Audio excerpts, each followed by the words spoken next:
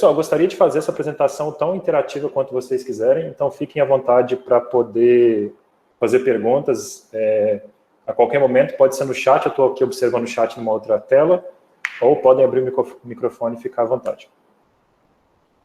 Eu imagino, pelo que o Ricardo mencionou, que vocês já brincaram um pouquinho com alguns algoritmos de mineração, alguns algoritmos de aprendizado, e já apareceram talvez algumas dúvidas e discussões sobre redução de dimensionalidade, certo?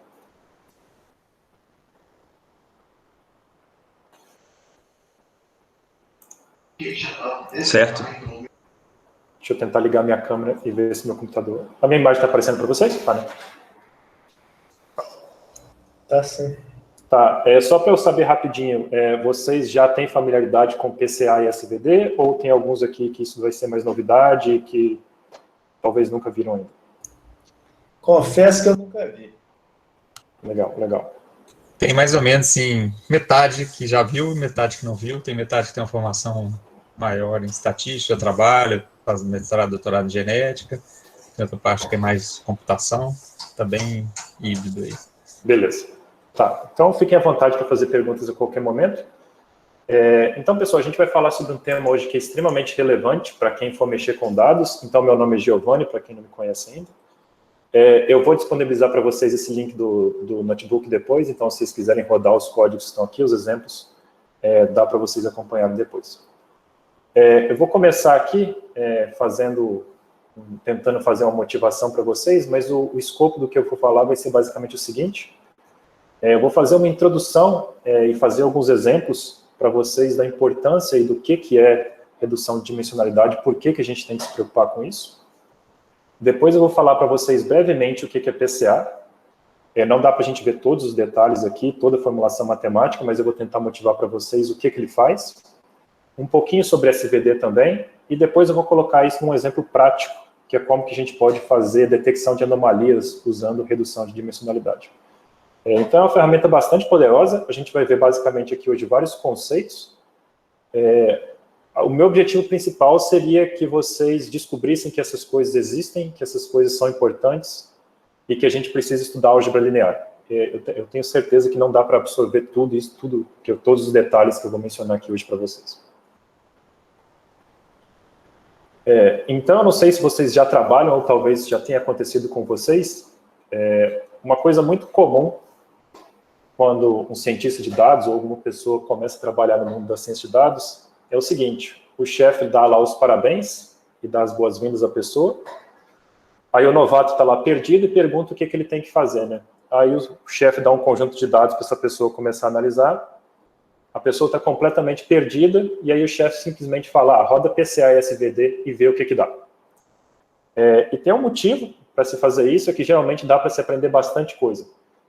PCA e SVD são duas técnicas de redução de dimensionalidade, como a gente vai ver, e elas são técnicas completamente diferentes, mas estão extremamente relacionadas. E nesse sentido eu queria mostrar esse meme aqui para vocês. Não sei se vocês já viram o meme do Scooby-Doo. Então tem lá PCA que está sendo apresentado, eles acabaram de descobrir, mas aí quando eles revelam o nome do fantasma, na verdade é o SVD que está por baixo dos panos. Então é complicado falar de um e não falar de outro, que apesar de serem coisas completamente diferentes, no fundo, são a mesma coisa, e eu queria deixar isso aqui registrado para vocês também. Outra coisa, eu costumo falar muito rápido, pessoal, então vocês fiquem à vontade para me parar quando vocês precisarem. Tá dando para seguir até agora? Ok. Aí temas preliminares aqui no notebook, só para importar uns conjuntos de dados que eu vou usar. Aí só executar essa célula aqui. E está aqui simplesmente para vocês poderem usar também, se vocês quiserem depois. Então, pessoal, quando que a gente vai precisar fazer uma técnica de redução de dimensionalidade? Geralmente, quando a gente está fazendo alguma análise de dados, o nosso objeto de estudo vai ser esse aqui. Vai ser uma matriz. Essa matriz vai ser referente a um conjunto de N objetos. Aí a gente pode pensar que os objetos aqui são as linhas dessa matriz. Os objetos podem ser pessoas, podem ser livros, podem ser filmes, o que tiver no nosso conjunto de dados. E a gente vai ter um conjunto de atributos, ou características, ou features. é para cada um desses objetos. Então, cada coluna dessa matriz é referente a uma característica de cada um desses objetos. Então, se a gente estiver falando de uma pessoa, cada uma dessas características pode ser peso, altura, idade e dados que descrevem essa pessoa. Se for um filme, pode ser um conjunto de avaliações por outros usuários, ou podem ser um conjunto de dados relacionados a gênero, número de visualizações, número de avaliações, as avaliações em si, e assim por diante. Então, faz sentido a gente falar sobre redução de dimensionalidade no contexto do que eu vou falar para vocês hoje, quando o nosso objeto de estudo é esse, é uma matriz. As linhas da matriz são os objetos, e as colunas da matriz são as características que descrevem o objeto. Ok, até agora? Vou dar um zoom aqui que pediram, desculpa. Melhorou?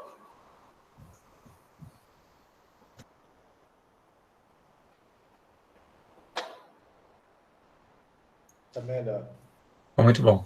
Beleza. Então, uma pergunta relevante aqui, pessoal, que vai nos motivar a fazer uma redução de dimensionalidade é a seguinte: o que acontece quando o valor de n e d são muito grandes? Ou seja, o que acontece quando a gente tem muitos objetos ou quando a gente tem muitas dimensões da nossa matriz? Bom, de cara, a gente tem um problema relacionado ao armazenamento. Se a gente tem uma matriz muito grande, a gente vai ter problemas para armazenar essa matriz. A gente vai precisar de técnicas eficientes para poder fazer isso. E não é o foco da nossa apresentação de hoje falar sobre técnicas de banco de dados ou nada de compressão para poder fazer armazenamento. Mas o que a gente vai mover hoje também ajuda nisso. E tem um outro problema, pessoal, que é uma coisa mais não intuitiva, que geralmente as pessoas não têm muito contato, que é uma coisa chamada a maldição da dimensionalidade. Quantos de vocês aqui já ouviram falar disso? Mesmo que não tenham visto o que já ouviram falar que esse fenômeno existe?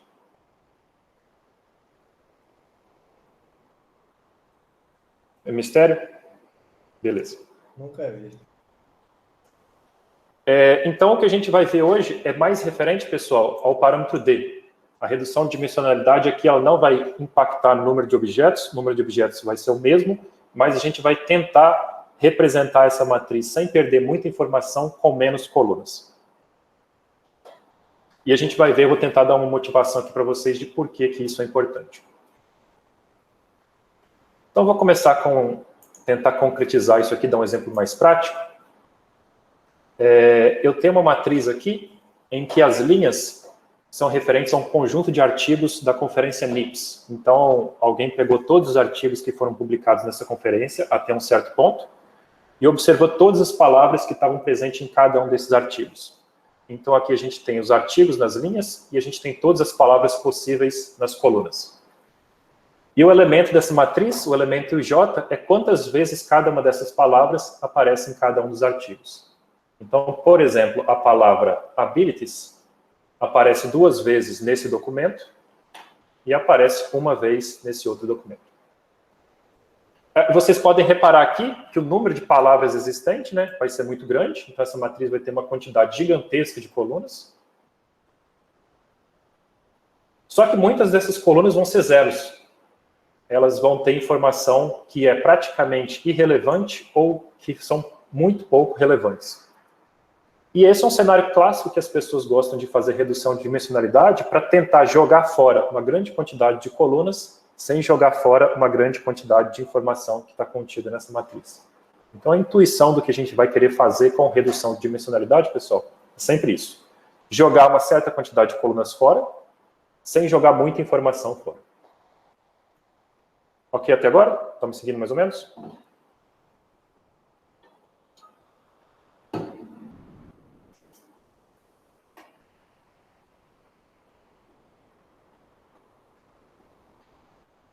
Vou dar para vocês também um exemplo teórico do que acontece, que é relacionado àquele fenômeno que eu mencionei para vocês, da maldição da dimensionalidade. Quando a gente está trabalhando no papel com geometria, a gente tem uma intuição muito clara do que está acontecendo em espaços de 2 dimensões e de 3 dimensões. E uma coisa que a gente costuma fazer é pensar que se a nossa intuição vale para 2 dimensões e vale para 3 dimensões, vai valer no caso geral. E a maldição da dimensionalidade é um fenômeno, pessoal, muito interessante que mostra justamente o contrário. Muito da intuição e muito do que a gente tenta trazer do que a gente tenta trazer, da nossa intuição e do nosso aprendizado, daquilo que a gente enxerga no mundo real e do que a gente enxerga no papel, não vale quando a gente vai para espaços de dimensões maiores. Então, vou começar aqui para vocês com 2 exemplos clássicos, que são baseados na seguinte pergunta.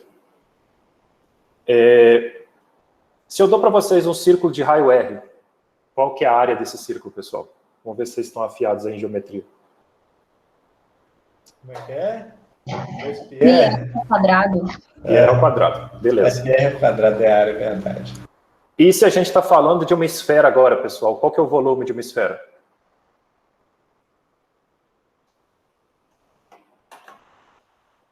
Vamos ver se vocês lembram essa. 4/3 de πr ao cubo. Isso aí. Estão afiados. Agora vamos ao mais difícil. Agora, se eu vou para uma esfera, pessoal, de raio R, mas num espaço D-dimensional, alguém sabe qual que é o volume, entre aspas, ou o hipervolume dessa esfera?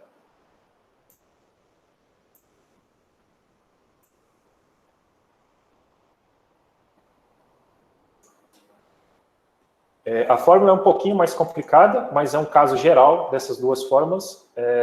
As respostas estão aqui, pessoal. Então, a área do círculo é πr ao quadrado, como vocês falaram.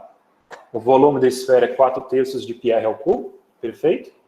E no caso geral, quando a gente vai para uma dimensão D, a gente tem essa fórmula aqui. Deixa eu aumentar um pouquinho para vocês verem a fórmula momentaneamente, depois eu volto. É π elevado a D sobre 2, vezes R elevado a D, dividido pela função gama aplicada ao argumento de D sobre 2 mais 1.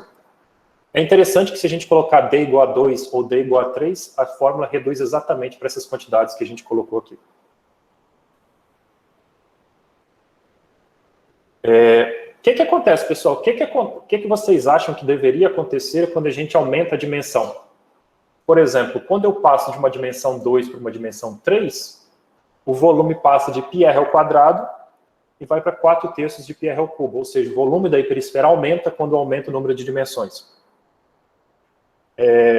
Isso é uma coisa que faz sentido, vocês concordam comigo? Eu vou aumentar o número de dimensões e, por consequência, eu vou aumentar o volume da esfera. Se eu tinha um círculo antes, agora eu vou girar esse círculo ao redor de um eixo, eu tenho uma esfera, e o volume dessa esfera deveria ser maior do que o volume do círculo. Se eu pegar agora numa dimensão 4, eu vou pegar essa esfera, vou girar ao redor de um novo eixo, e vou gerar uma hiperesfera no espaço quadridimensional, e o volume também vai crescer. Então faz sentido assumir que à medida que o número de dimensões aumenta, o volume da hiperesfera também aumenta. Concordam? Certo. Legal. Então vamos fixar, pessoal, o raio igual a 1, e vamos olhar o que acontece com o volume da hiperesfera quando a gente aumenta o número de dimensões. Então eu tenho aqui um código para vocês, e eu já fiz até o 5. Então aqui quando a gente tem o 2, o raio é π, o volume, no caso, a área é π. Quando a gente tem 3 dimensões, aqui vai estar o 4/3 de πr ao cubo. 4 dimensões, 5 dimensões. Então o volume está sempre aumentando. Mas reparem que ele está perdendo força aqui, a derivada está caindo. Tipo, ele está aumentando, mas as diferenciais aqui estão diminuindo. Deixa eu aumentar um pouquinho, então, o que vai acontecer quando a gente vai visualizar até um D maior.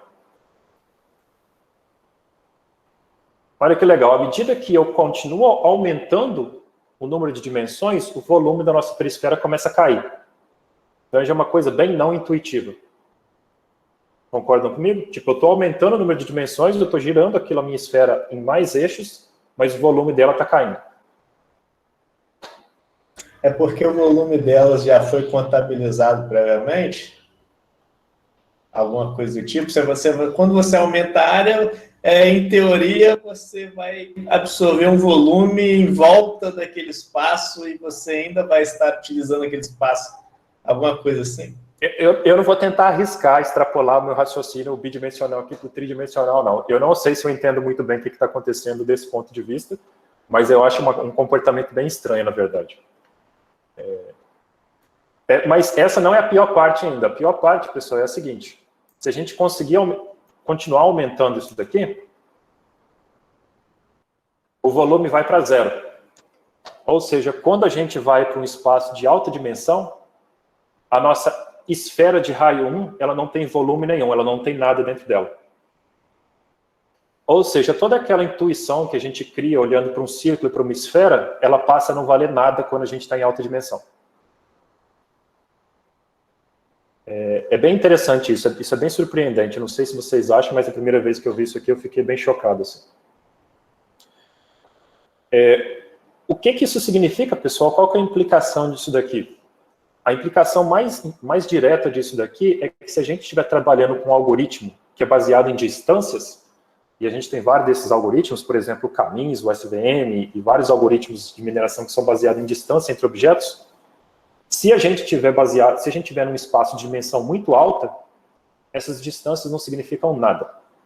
Tipo, então a gente tem que tomar muito cuidado quando a gente vai computar distâncias em espaços de alta dimensão. Os números não necessariamente significam alguma coisa. Então a gente tem que tomar cuidado quando a gente vai fazer isso.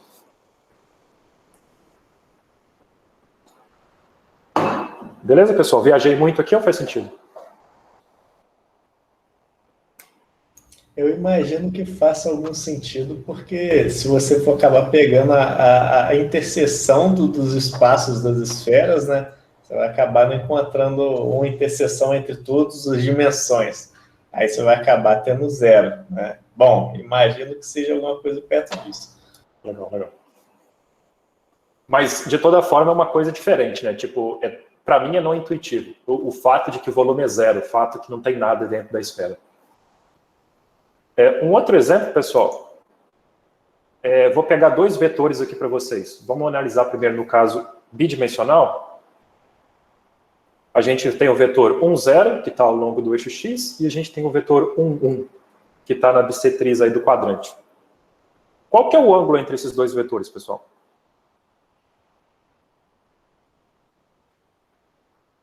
Como o Patrick falou aí, 45 graus, perfeito. Agora, se a gente for pegar em D dimensões, qual que vai ser o ângulo entre esse vetor aqui? É 1 na primeira componente e 0 em todas as demais. E o segundo vetor é 1 em todas as componentes.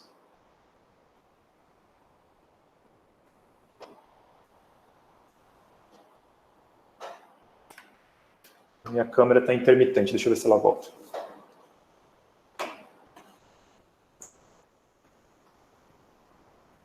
Bom, deixa eu calcular isso aqui para vocês, já tem aqui.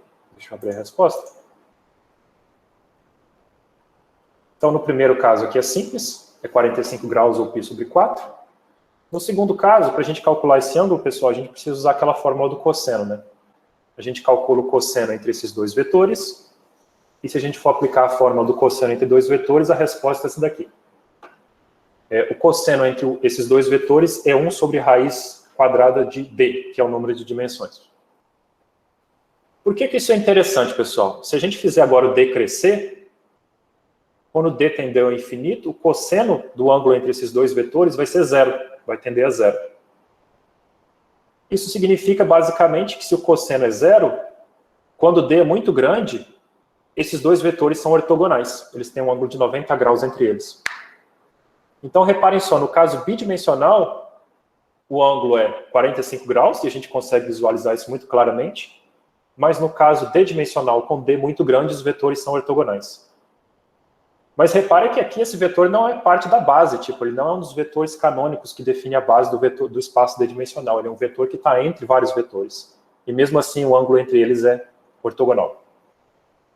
É um outro fato que mostra que a nossa intuição, quando a gente está lidando com espaços de baixas dimensões, não vale mais quando a gente vai para espaços de alta dimensão. Então, o espaço de dimensão muito alto, pessoal, ele é muito distorcido. Ele não faz muito sentido do ponto de vista que a gente tem intuição. Então, todos esses algoritmos que trabalham com distâncias e com ângulos, a gente tem que tomar muito cuidado quando a gente está trabalhando em alta dimensão. E muitas vezes o que a gente faz antes de trabalhar com esses espaços de alta dimensão é aplicar alguma técnica de redução. E a principal delas, como a gente vai mostrar daqui a pouco, é o PCA.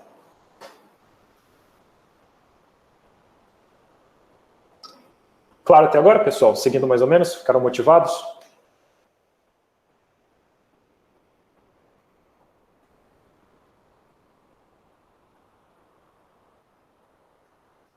Beleza. Então, vamos começar a falar sobre PCA, pessoal. PCA, que é a nossa famosa análise de componentes principais. É óbvio que isso aqui é um tema muito maior do que a gente consegue ver durante um seminário, mas eu vou tentar trazer para vocês o que está acontecendo quando a gente faz PCA. E aí vocês podem ler na documentação, tanto da Scikit-Learn quanto da referência que eu vou passar para vocês, mais detalhes sobre isso. Então, eu vou começar apresentando uma figura, que é a seguinte. Acho que eu preciso executar essa célula para depois.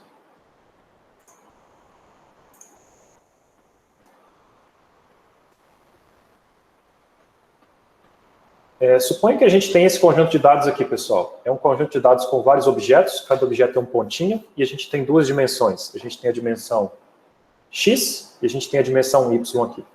Então, cada pontinho é definido por um par de variáveis. E a gente tem que esse espaço, que essa nuvem de pontos, ela tem uma variabilidade bem definida. Ela tem uma direção com mais variância e ela tem uma direção com menos variância. Só para ver se vocês estão me seguindo aqui, qual a direção desse conjunto de pontos que tem a maior variabilidade?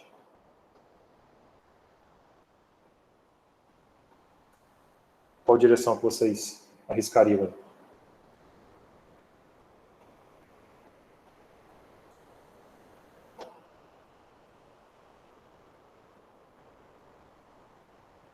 Wilson falou na direção X, mas se eu tiver que pegar não necessariamente um dos eixos, Wilson, se eu puder pegar uma direção qualquer, qual seria a direção aqui que explica a maior quantidade de variação dos dados?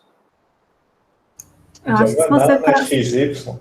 Isso. Ao longo da região aqui de 45 graus, da linha Y igual a X, a gente tem que a maior parte da variação dos dados está ao longo dessa direção.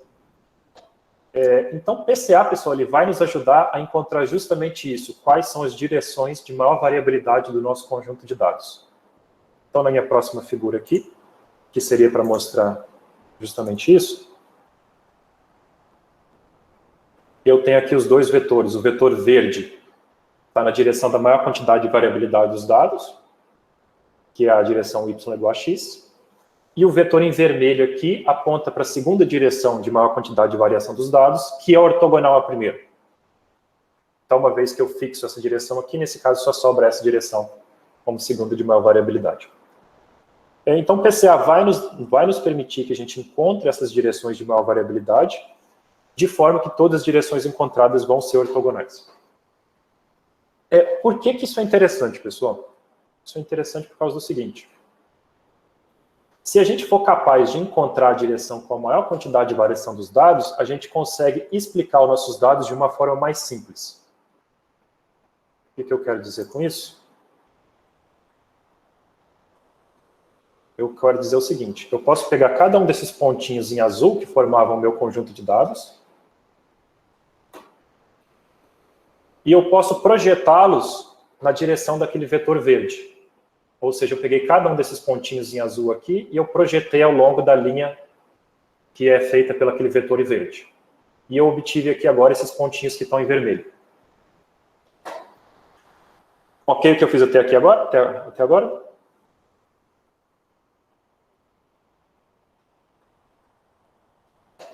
Quando eu faço essa projeção, pessoal, reparem que os meus dados que antes estavam num espaço bidimensional, agora eles estão projetados ao longo de um subespaço de dimensão 1. Então agora eu posso ignorar o fato de que eu tinha duas dimensões, e eu posso simplesmente trabalhar com as coordenadas dos meus pontos, né, ao longo dessa linha aqui. Então eu posso ignorar esse conjunto de dados de duas dimensões, e eu posso trabalhar com esse conjunto de dados aqui. Agora, cada pontinho em azul desse daqui é equivalente a um pontinho daqueles em vermelho que foi projetado naquele subespaço anterior de dimensão 1. Então, eu consegui, descobrindo a direção de maior variabilidade dos meus dados, simplificar o conjunto de dados que eu tinha. Eu trouxe ele de uma dimensão 2 e trouxe eles para uma dimensão 1. Lógico que, quando eu fiz isso, eu perdi informação. Toda essa variabilidade que está aqui, que é representada por essa linha em cinza aqui, que representa a distância entre o ponto vermelho e o ponto azul, eu perdi isso quando eu fiz essa redução. Mas, quando essa perda é muito pequena, vale a pena a gente fazer essa redução. A gente joga um pouquinho de informação fora, mas a gente ganha do ponto de vista que agora a gente tem um dado mais compacto, um dado mais fácil da gente trabalhar. Então, a motivação da gente fazer PCA, pessoal, é basicamente essa. A gente jogar um pouco de informação fora e a informação que faz menos falta, e a gente vai reter no nosso conjunto de dados só a informação que faz mais sentido, só o sinal mais forte dos nossos dados.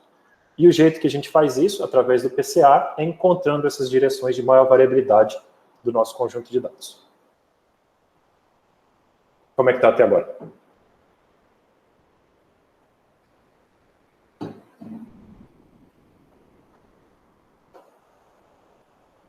Ô Giovanni, Pode falar. então, por exemplo, você pode voltar no gráfico de dispersão anterior ali, o que está com a lista no meio?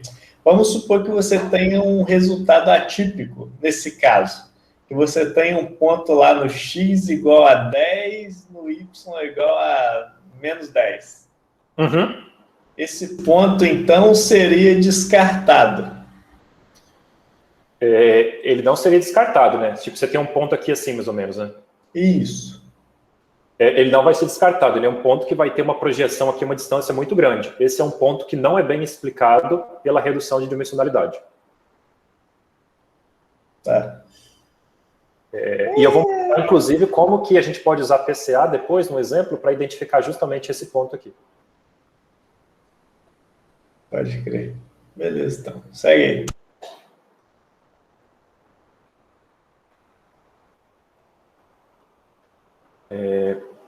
Então, pessoal, a análise de componentes principais, ela permite que a gente encontre as direções responsáveis pela maior variância do nosso conjunto de dados, e uma vez que a gente conhece essas direções, a gente pode jogar fora, entre aspas, a informação que estão nas direções de menos variabilidade e manter só aquilo que está ao longo da maior variação dos nossos dados. Se vocês repararem aqui, no código que eu mostro para vocês antes, eu fiz isso meio que na mão, eu estou fazendo isso meio que na álgebra linear. Óbvio, quando a gente vai fazer isso em Python, a gente não precisa fazer dessa forma. O Python já dá isso para a gente pronto, encapsulado, com uma ou duas linhas de código, para a gente conseguir brincar com isso. Então, por exemplo, se a gente for fazer PCA usando a scikit-learn, a gente só precisa importar aqui o módulo ou a classe para a gente fazer PCA. Quando a gente vai construir o nosso objeto PCA aqui, a gente precisa passar qual o número de componentes que a gente quer manter. Então, eu vou brincar com aquele dataset inicial ali que eu mostrei para vocês antes, e eu falo que eu quero uma componente principal, ou seja, eu quero manter só uma dimensão do meu conjunto de dados. Depois a gente chama a função fit e passa os dados. E é bem similar aqui, como se a gente estivesse fazendo algum algoritmo de aprendizado. Basicamente, a gente constrói o objeto, passa os parâmetros, depois a gente faz o fit e a gente pode fazer tanta transformação ou pegar algumas informações que a gente quer. Através do objeto, a gente pode encontrar a direção de maior variabilidade. Então, por exemplo, aqui naquele exemplo de 2 dimensões, a gente tem que a direção de maior variabilidade é ao longo desse vetor aqui. E esse vetor aqui, basicamente, são 2 componentes iguais, então ele está definindo a reta y igual a x, aproximadamente. E também ele mostra para a gente qual que é a variância ao longo daquela direção. Então, por exemplo, a gente tem uma variância de 84 ao longo da direção y igual a x. E se a gente procurar no atributo que é o quão essa variância representa em termos percentuais, a gente tem que aquela direção, ela representa 97% de toda a variação dos meus dados. Então, quando eu fiz aquela projeção e eu transformei os meus dados de uma dimensão 2 para uma dimensão 1, eu joguei fora 3% da informação contida nos meus dados, mas eu reduzi o meu conjunto de dados pela metade. Então, a gente pode pensar que é um bom custo-benefício quando a gente fez isso nesse caso.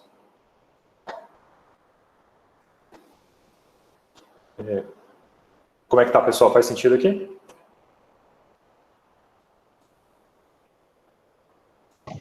Sim, faz sentido. Legal. Professor, Pode falar. uma pergunta. Então, quando é obtida então, essa componente principal, ela seria uma nova variável? Ela é uma nova variável, deixa eu voltar aqui para explicar para vocês.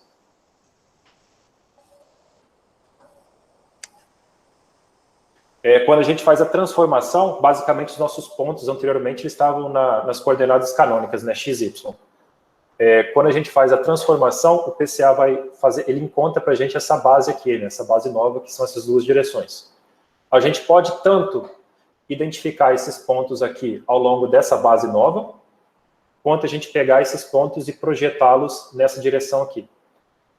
O que eu quero dizer com isso é que quando a gente faz PCA, a gente não está simplesmente removendo colunas da matriz e mantendo algumas colunas, a gente está encontrando novas colunas, e essas colunas basicamente vão estar em função dessa nova base que a gente encontrou. Basicamente, as novas colunas que a gente vai ter vão ser combinações lineares dos dados originais, e vão ser as combinações mais importantes que a gente vai ter ali. Certo, entendi. Obrigado, professor. Beleza. Só para reforçar aqui, se a gente fosse aplicar PCA nessa matriz grandona que eu mostrei aqui, a gente não manteria essas colunas aqui, algumas das colunas mais importantes. O que a gente faria seria encontrar novas colunas que descreveriam, em geral, o comportamento de todas essas colunas.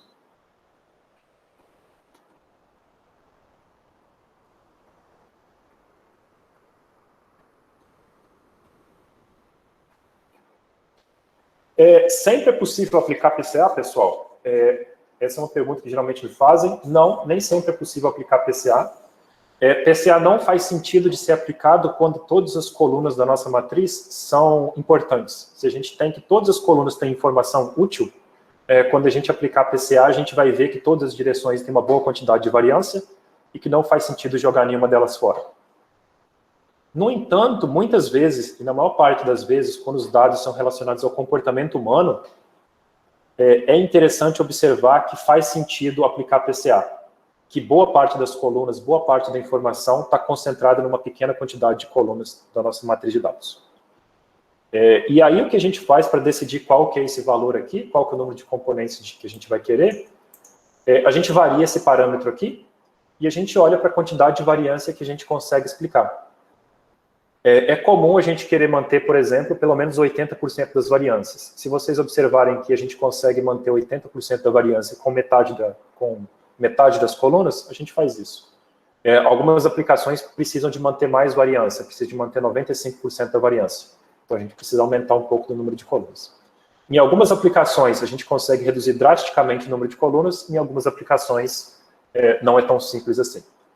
Então a gente tem que fazer uma análise de custo-benefício. Do número de colunas que a gente pode, entre aspas, jogar fora e da quantidade de informação que a gente consegue reter nos nossos dados transformados.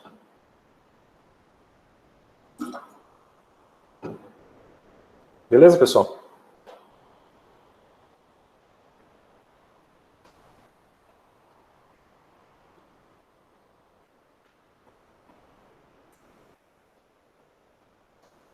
Bacana.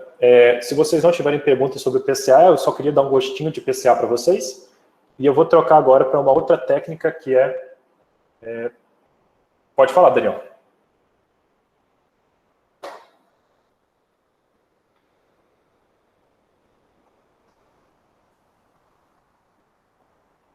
Daniel, você falou que você tinha uma pergunta. Ah, você vai fazer no chat? Pode aplicar PCA em valores binários. Pode sim. A questão o resultado não vai ser binário, você tem que manter isso em mente.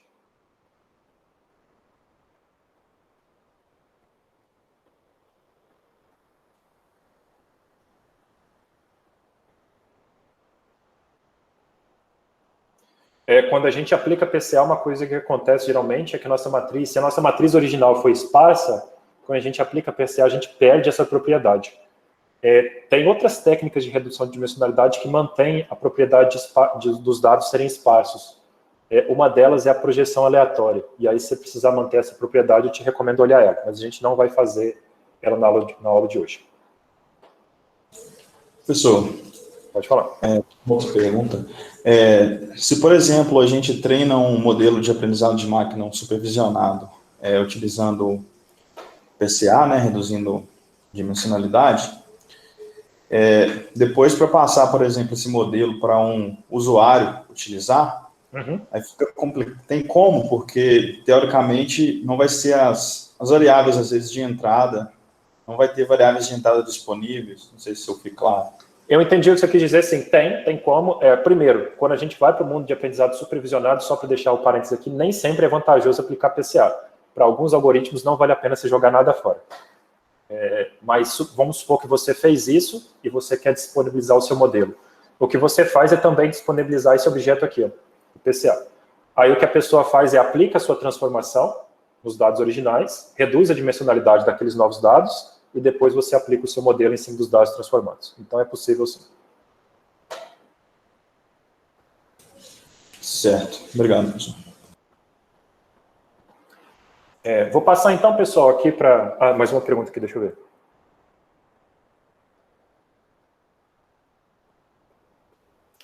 Essa base aqui de cima, você disse? Eu tenho um outro caso que eu vou aplicar, Braulio. Eu acho que não dá tempo de a gente fazer aqui agora para aquela base, mas depois, se não ficar claro, eu posso passar o código, é fácil para vocês estenderem esse código aplicado. Mas talvez o que eu vou mostrar aqui agora para vocês já vai talvez satisfazer sua curiosidade. A segunda técnica que eu vou falar hoje, pessoal, chama SVD, que em português a gente traduz para decomposição em valores singulares. Essa é uma das técnicas mais bacanas de redução de dimensionalidade de análise de dados que tem por aí. SVD, em muitos lugares, é mencionado, o pessoal costuma brincar que é o canivete suíço da análise de dados, porque tem muita coisa que a gente pode fazer aqui. É uma técnica simples, sempre tem como a gente fazer, e muitas vezes dá um resultado muito bacana para a gente. Então, deixa eu só definir para vocês brevemente o que é, e depois a gente brinca um pouco com ela. Vamos supor que a gente tem uma matriz, igual aquela que a gente começou a discutir antes, ela vai ter N linhas e D colunas, onde as nossas linhas são os nossos objetos e as nossas colunas são as nossas variáveis. A ideia de SVD, pessoal, é a seguinte: a gente vai decompor essa matriz X como um produto de 3 matrizes. Uma matriz U, uma matriz S e uma matriz V. Aí a V aqui vai ter a transposta. E essas 3 matrizes vão ter as seguintes propriedades. A matriz U, ela é ortogonal, ou seja, as colunas são ortogonais e todas elas têm norma 1. A matriz V também é ortogonal. E essa é uma matriz diagonal, e a diagonal dela são elementos positivos e estão ordenados em ordem decrescente. Então, essa é a decomposição que a gente quer fazer. Essa decomposição sempre é possível, dada uma matriz X real. Dá para mostrar que as matrizes U, S e V sempre existem e a gente consegue calculá-las. Então, a definição de SVD, pessoal, é bem simples. A gente tem uma matriz X e a gente vai encontrar as matrizes U, S e V, tais que, quando multiplicadas, a gente vai ter novamente a matriz X original. O mais interessante, essa decomposição é única. Só existe um trio de matrizes U, S e V, que quando a gente decompõe, retornam para a gente a matriz X novamente.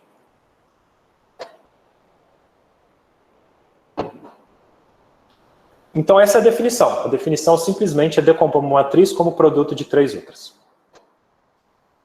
A pergunta é, por que isso é útil? Mas antes de chegar nisso, alguma dúvida aqui? A definição faz sentido para vocês?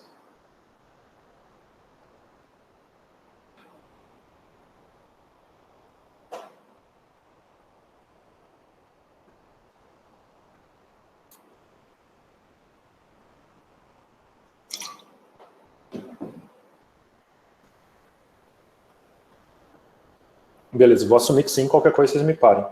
O chat às vezes tem um delay, não sei porquê, às vezes vocês estão digitando e demora um pouquinho para chegar para mim. Mas se vocês preferirem, pode abrir o microfone para perguntar.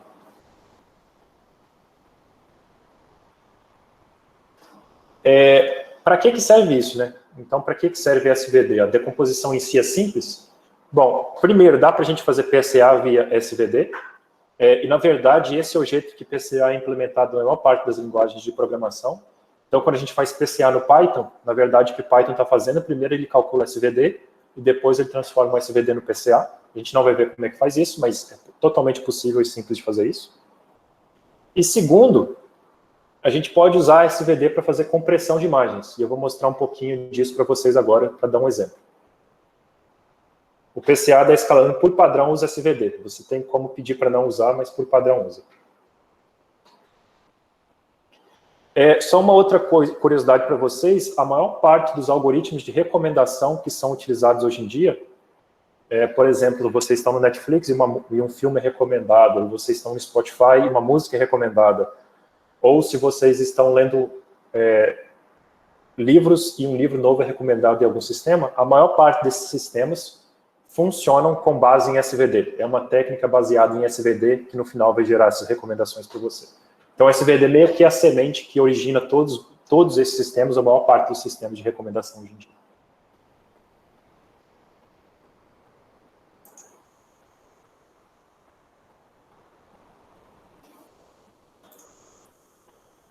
Então, deixa eu pegar para vocês aqui, pessoal, vou usar o exemplo de uma imagem. Essa aqui é uma imagem em preto e branco de um barco, e toda imagem em preto e branco a gente pode pensar numa matriz, onde o elemento na posição I, coluna J, é simplesmente um elemento que indica a escala de cinza daquela imagem. Então, a gente pode pensar nessa imagem aqui como uma matriz com 512 linhas e 512 colunas. Concorda? Sim, grayscale, só intensidade, certo. Beleza. Então, vamos pegar agora essa matriz. Então, eu peguei essa imagem e eu coloquei nessa matriz Volt aqui. Deixa eu aumentar um pouquinho aqui.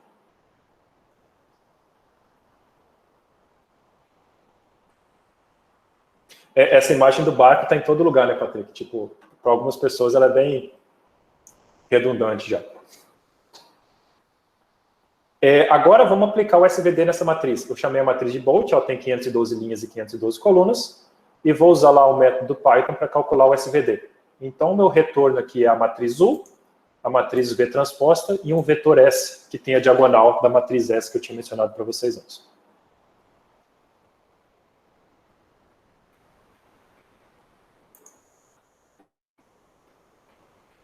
Então, agora eu vou fazer o seguinte, pessoal. Eu vou definir um R bem menor do que 512. Vou definir um R aqui, por exemplo, com o valor 40. Agora eu vou pegar da matriz U, eu vou pegar apenas as primeiras R colunas. Da matriz V transposta, eu vou pegar apenas as primeiras R linhas. Ou seja, eu estou jogando mais de 400 colunas fora e mais de 400 linhas fora das matrizes V e U. E da matriz S, eu vou pegar só o primeiro bloquinho dela de tamanho R. Então, eu vou pegar só os primeiros valores singulares. Então, a nossa matriz UR, ela vai ter dimensão 512 vezes R. A nossa matriz SR, ela tem dimensão R vezes R. E a nossa matriz V transposta, ela tem R linhas e 512 colunas. Essas três matrizes aqui são muito, muito menores do que a nossa matriz original. Agora, o que eu vou fazer aqui, eu vou multiplicar essas três matrizes e vou obter uma aproximação da nossa matriz X. Então, aqui eu estou multiplicando o R vezes SR vezes V transposta R. Multipliquei essas três matrizes e estou obtendo aqui uma matriz XR igual ao produto delas. Reparem que quando eu multiplico essas três matrizes, pessoal, o resultado é uma matriz do mesmo tamanho da matriz original. Tem 512 linhas e tem 512 colunas. Então, eu posso novamente visualizar essa imagem aqui. Ok até agora?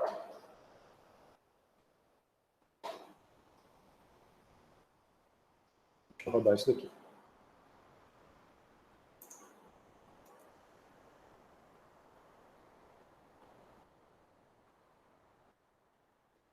E agora vamos visualizar o que é o resultado, pessoal. Reparem que a gente jogou uma grande quantidade de informação fora nas matrizes U, V e S, mas quando a gente multiplica o resultado delas, a gente tem basicamente a imagem do barco aqui novamente. Tipo, bastante quantidade de informação foi jogada fora, mas o sinal da imagem está aqui. O mais legal é que a gente pode diminuir aquele R bastante ainda. Vou colocar 20 aqui.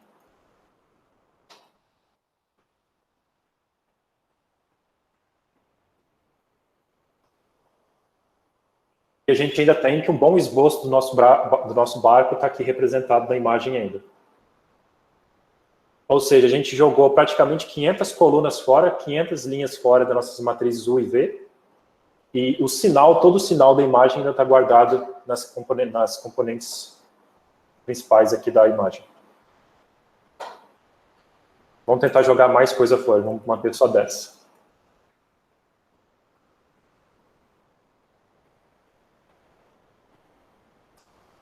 Quando a gente mantém só os 10 primeiros valores singulares, as 10 primeiras componentes, a gente tem ainda que dá para ver que é um barco, se a gente se esforçar bastante, mas agora o ruído já começa a ficar muito forte. A gente não tem mais tanta nitidez. Mas você pode fazer isso aí e colocar um filtro de tratamento de imagem também, né? Pode sim, para tentar recuperar um pouco da suavidade, né? Tô ligado. Mas é interessante, olha, porque quando eu faço isso daqui, agora esse daqui passa a ser um vetor de tamanho 512 vezes 10. Um vetor não, é uma matriz. A gente consegue capturar essa informação aqui num vetor de tamanho 10 e essa informação aqui em outra matriz de tamanho 10 vezes 512. E a gente consegue, no final das contas, manter uma boa parte da imagem, uma certa nitidez da imagem, mas a quantidade de informação nessas 3 matrizes aqui, o tamanho delas é muito, muito menor do que o da matriz original.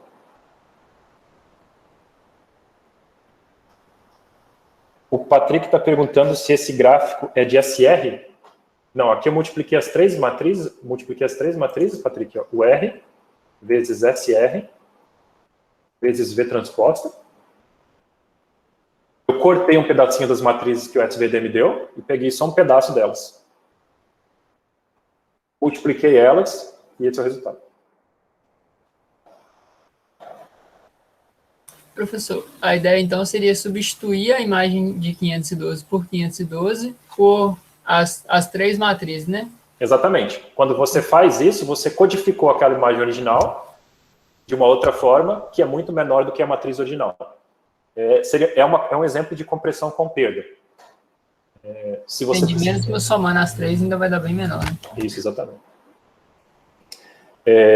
Lógico que eu não estou defendendo isso como uma técnica de compressão de imagens, eu estou querendo mostrar que, na verdade, o SVD ele é capaz de reconhecer aquilo que é o sinal mais forte nos dados, manter aquilo e jogar o ruído, que é a parte menos importante, fora. Então, a gente pode pensar que tudo isso que está acontecendo aqui no barco, quando a gente sai da imagem nítida e vem para essa matriz aqui, quando a gente aplica PCA e, por consequência, quando a gente aplica SVD nos nossos dados, é exatamente essa transformação que a gente está fazendo, pessoal. A gente está saindo dessa nitidez aqui, está pegando só o que é importante dos nossos dados e a gente está mantendo e pegando só o sinal. Lógico que a gente perde informação, mas muitas vezes vale a pena a gente perder essa informação. E isso é o que eu gostaria de mostrar sobre SVD para vocês. Alguém abriu o microfone, pode falar. Perdão. Essa estratégia aí, você sabe se ela é usada para data augmentation ou não faz sentido? Porque, tipo, eu estou alterando a imagem, mas eu estou mantendo ali, né, a essência dela, né? Isso é um dos princípios de data augmentation. Eu acho que para compressão não, porque, falando em imagem mesmo, eu acho que tem outras propriedades que a gente poderia fazer quando a gente está fazendo compressão. Por exemplo, dá para a gente explorar redundância de canais, dá para a gente explorar, se for um filme, por exemplo, dá para explorar redundância temporal e várias coisas que, nesse ponto, esse SVD aqui que eu mostrei para vocês não faz. Então, eu acho que o pessoal que trabalha com imagens, às vezes, não fazem isso. Eu uso esse exemplo aqui só para poder motivar mesmo, tentar fazer um paralelo, o que está acontecendo com os dados através de um exemplo visual. Giovanni, Pode falar. quando a gente está aplicando o SVD, por exemplo, para uma imagem, a gente consegue ver bem se manteve ou não, né, as principais características do nosso conjunto de dados, né? Uhum. A gente aplica o SVD, por exemplo, para uma matriz que não necessariamente tem uma resposta visual, como que a gente consegue definir se a gente está mantendo ou não o que é importante e não está descartando muita coisa necessária? Legal. Similar ao PCA, por exemplo? A ideia é a mesma heurística do PCA. Esse vetor aqui, o vetor S, que é retornado pelo SVD, ele te dá o que a gente chama de valores singulares. Como eu mencionei para vocês, na decomposição, eles estão ordenados em ordem decrescente.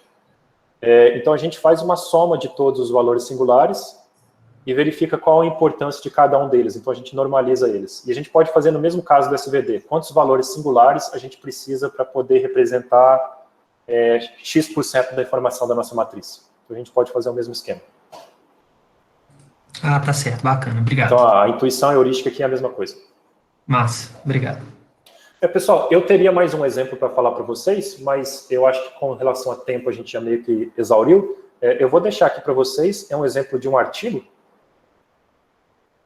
É um artigo muito bacana na área de redes, que o pessoal aqui em 2005 descobriu que eles podiam usar essas técnicas de SVD e PCA para poder minerar a anomalia de tráfego. Então, um exemplo, eu meio que peguei as partes principais do artigo e executei ele, tenho os dados, tem tudo aqui para vocês, e aí eu deixo como exemplo para vocês olharem depois de curiosidade, mas eu acho que aqui agora a gente não precisa fazer.